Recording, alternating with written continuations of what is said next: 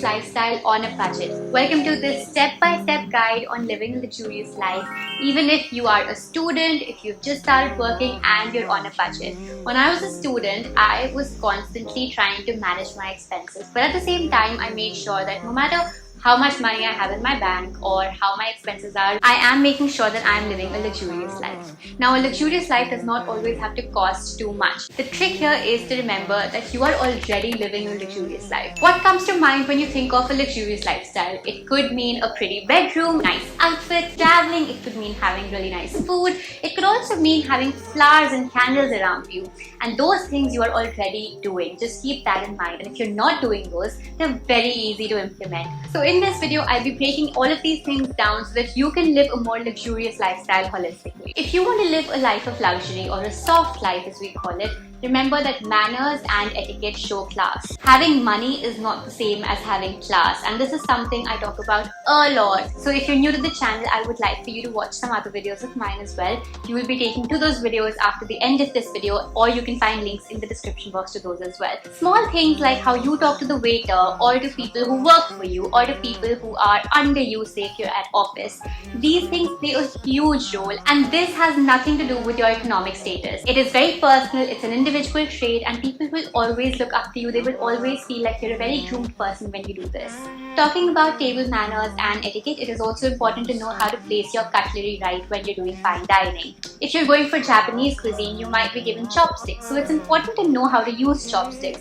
Or you might be given a fork and a knife if you're having, say, fish and chips. Or how do you cut bread? So you're given a croissant, do you separate it with your hands or do you cut it with a fork and knife? And these things separate the amateurs from the people who are more groomed in their everyday lifestyle. It doesn't cost to learn these things. It's very easily available online. You can watch YouTube videos and learn, or if you'd like me to make videos on these topics, I would love to, so leave a comment down below. Point number 2 is to invest in skill development, self-development and education. You've been to school and some of you may plan on going to college, some of you are already in college, or some of you are working. But irrespective of that, there are so many online courses that you can do to advance your skill set, to grow it, and to basically upskill yourself. Something that also matters is the university you go to, because the crowd over there is the crowd you will be interacting with, and they will be forming your core group for the rest of your life.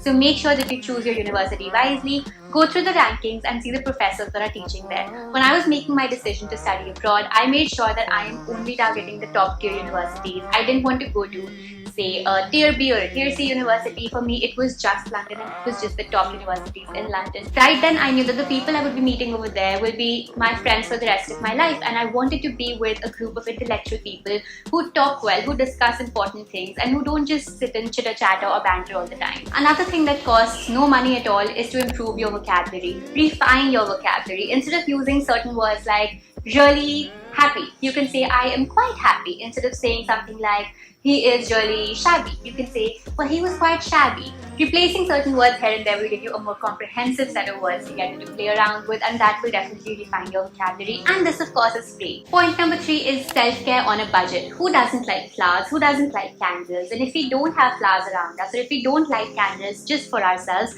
and we keep saving them for a special occasion, God knows when that special occasion is going to come. And if we don't do it for ourselves, we can't expect others to do it for us. So it's better to light your candles, put some nice fresh flowers in your house, and make sure you're living a life of luxury for yourself. You're not doing this to show to others, but you're doing this for your very self. Next time you see a really nice bouquet of flowers and you're really tempted to buy it, you know what? Go ahead and buy it. If you see a really nice candle with beautiful packaging and a fragrance you really love, get that candle and light it in your room, and then spend some time, do some self-care, put on a nice lotion, read a nice book, watch something on Netflix. Take out a little bit of time for these things, because slowly and gradually they will start building your entire routine of luxury. When we think about self-care and luxury, we can also say traveling is a part of it. Now, when you think about traveling, there are so many options to travel well on a budget. So many places near you where you don't even need a flight or a train ticket. Even staycations are really popular nowadays. If you are traveling far, make sure your itinerary is very well planned. Give this responsibility to somebody in the group who you know is a good planner, and make sure that you're traveling with a group you actually enjoy spending time with.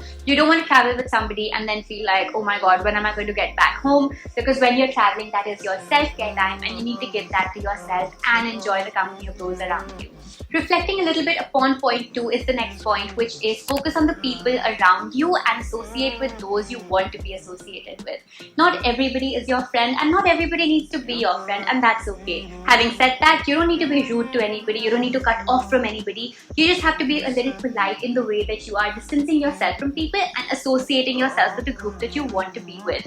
Who and what you associate with have a huge role to play in shaping your overall personality. So if you choose your circle wisely, if you choose the things you do wisely, the places you visit wisely, and keep in mind the kind of life that you want for yourself, of course you'll be having a more well-rounded and a luxurious lifestyle. Point number 5, dress to impress, but impress yourself first. Have you ever come across those people who would be looking absolutely shabby at home, but as soon as they have to go out, they'll have perfect hair and perfect nails? Yes, of course, that's great. But if your Pinterest board has photos of people in bathing gowns or in a nice night suit, even something as simple as a night suit can be elevated, girls. Instead of buying cartoon night suits, try to buy more of satin night suits. Those look really nice, really elegant, and these are simpler ways that you can define your taste. Another thing I would recommend here is to have a little bit of knowledge about different kinds of fabrics and materials. Now this will always help, because then when you go shopping, you know exactly what to buy and when to wear that thing and in what occasion. If you have a dinner party to attend, you wouldn't be wearing a brunch dress. But if you have a brunch to attend, you wouldn't be wearing a huge puffy jacket. So especially in India, when you go to buy saris,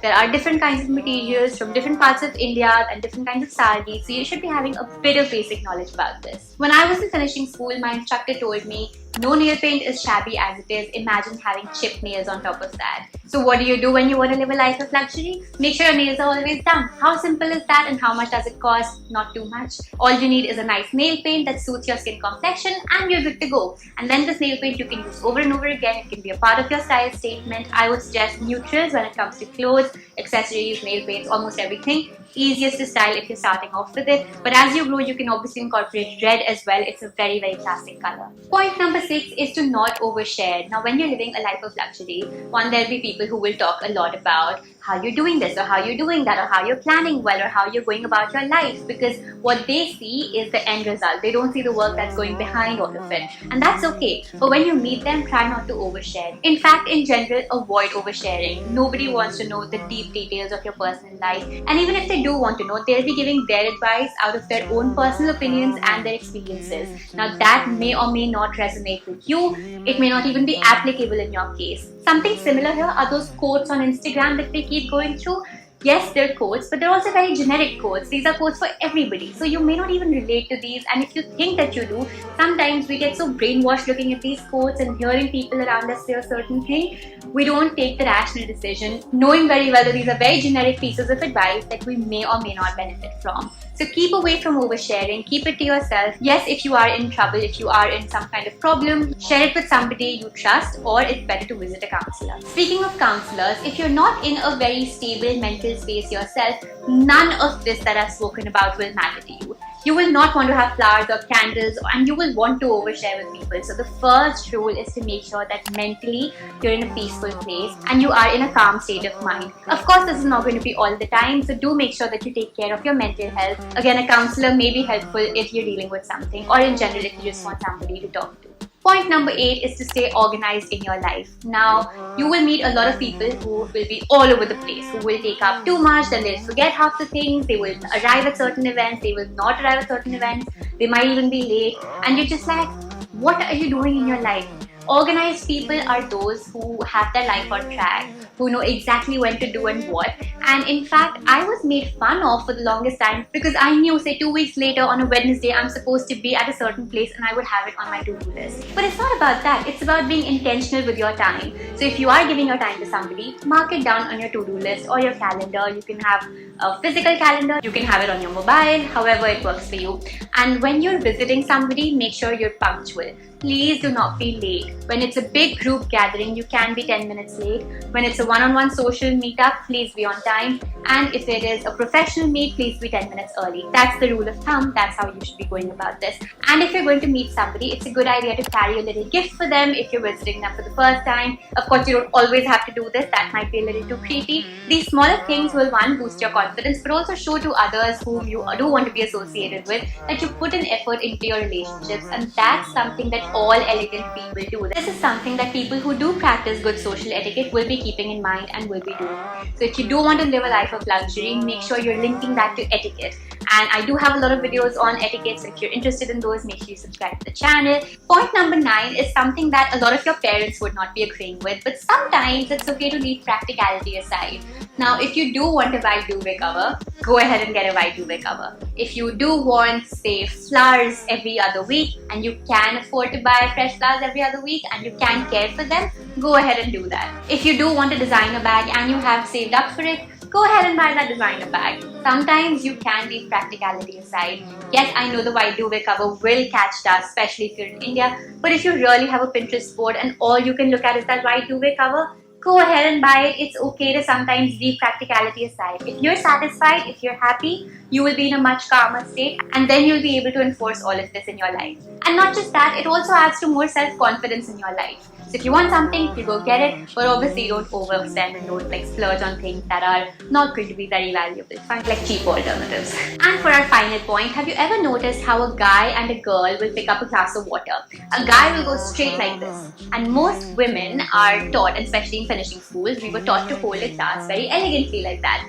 So when you're doing something like that, even when you're working or when you're using hand gestures, learn to be more mindful of the kind of gestures that you're using or the body language that you're portraying. Let's say you're picking up a glass of water, make a raindrop and then pick it up like that. This is something that ballerinas are taught, and it's something that you can easily put into practice. Your grace shows in these subtle things as well, so be a little more mindful about how you're presenting yourself, how you're acting. You don't need to be perfect all the time, nobody is. But just being mindful means half the work is done. And that's about it, guys. I hope you enjoyed this video, and if you did, make sure you give it a big thumbs up. Leave your comments down below letting me know which one was your favorite. If you have any other tips or tricks to add, leave them down as well. What other videos would you like to watch? And if you're new here, please make sure you subscribe to the channel. One last thing before I leave, I do go live on Instagram very often. My profile is right over here. We have a lot of chit chat, so any questions you have, I would love to take up there or in the comment section. I'll see you next time. Till then, bye bye.